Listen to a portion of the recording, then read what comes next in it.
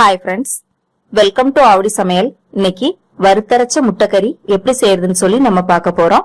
அதற்கு தேவையான பொருட்கள்: வேக வச்ச முட்டை 4 எடுத்துக்கோங்க, ஒரு பெரிய வெங்காயம் பொடியா நறுக்கியது, ஒரு தக்காளி, 2 டீஸ்பூன் இஞ்சி பூண்டு விழுது, 3 டீஸ்பூன் தனியா, 5ல இருந்து 8 காஞ்ச மிளகாய் எடுத்திருக்கேன்.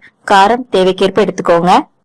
துருவிய தேங்காய் தேவையான அளவு, 2 கிராம்பு, பட்டை, 2 ஏலக்காய், பிரியாணி இலை, அன்னாசி பூ, 1/2 டீஸ்பூன் மிளகு, 1/2 டீஸ்பூன் சோம்பு, 1/2 டீஸ்பூன் சீரகம், 1/4 டீஸ்பூன் மஞ்சள் தூள், பெருங்காயம் சிறிதளவு, எண்ணெய் தேவையான அளவு, உப்பு தேவையான அளவு.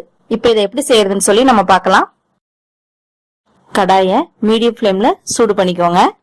சூடான கடாயில கொஞ்சமா எண்ணெய் விட்டுக்கோங்க. எண்ணெய் சூடாயிருச்சுங்க. அடுத்து பட்டை, கிராம்பு, மிளகு, ஏலக்காய், பிரியாணி இலை, அன்னாசி பூவை சேர்த்துடலாம்.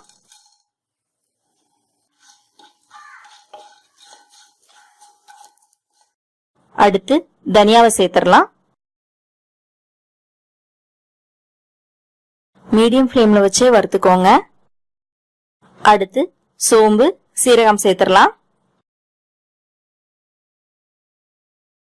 ஓரளவு செவக்க வறுத்துக்கோங்க.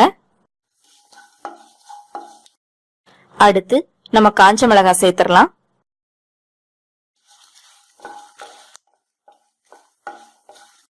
கடைசியா நம்ம தேங்காய் துருவல் சேர்த்துடலாம்.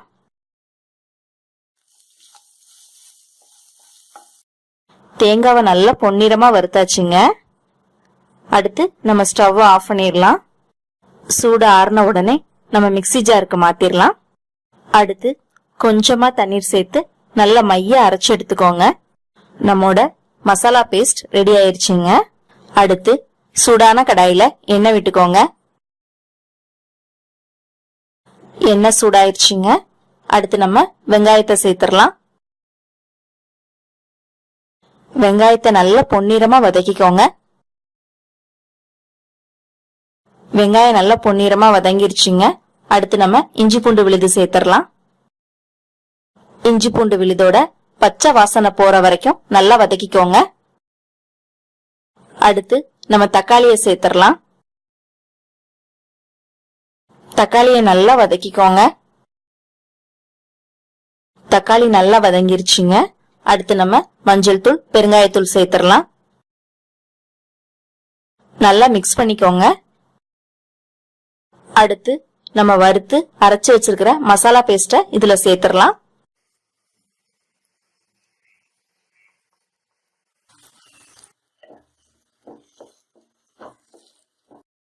தேவையான அளவு உப்பு சேர்த்துக்கோங்க.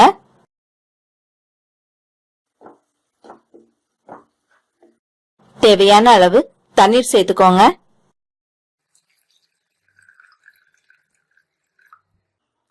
நம்ம ஏற்கனவே மசாலாவை வறுத்ததுனால 2ல இருந்து 3 நிமிஷம் கொதிக்க விட்டா போதுங்க. 3 நிமிஷம் ஆயிடுச்சுங்க. மசாலா நல்லா வெந்துருச்சு. அடுத்து முட்டையை எடுத்து எல்லா பக்கமும் இந்த மாதிரி நல்லா கீறி விட்டுருங்க. முட்டைய நம்ம கிரேவில சேர்த்துடலாம். மீதி இருக்கிற முட்டையும் இதே மாதிரி நல்லா கீறி விட்டு அதுக்கப்புறம் கிரேவில சேர்த்துக்கோங்க. 3 நிமிஷம் நல்லா வேக விட்டுருங்க.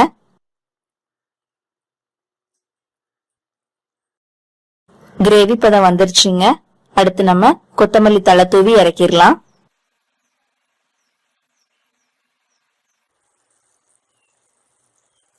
நம்மோட சுவையான வறுத்தரைச்ச முட்டைக்கறி ரெடி ஆயிருச்சுங்க. இது எப்படி இருக்குன்னு நீங்க வீட்ல ட்ரை பண்ணி பாருங்க. இந்த வீடியோ உங்களுக்கு பிடிச்சிருந்துச்சுன்னா ஆவடி சமையலுக்கு சப்ஸ்கிரைப் பண்ணுங்க. நன்றி, வணக்கம்.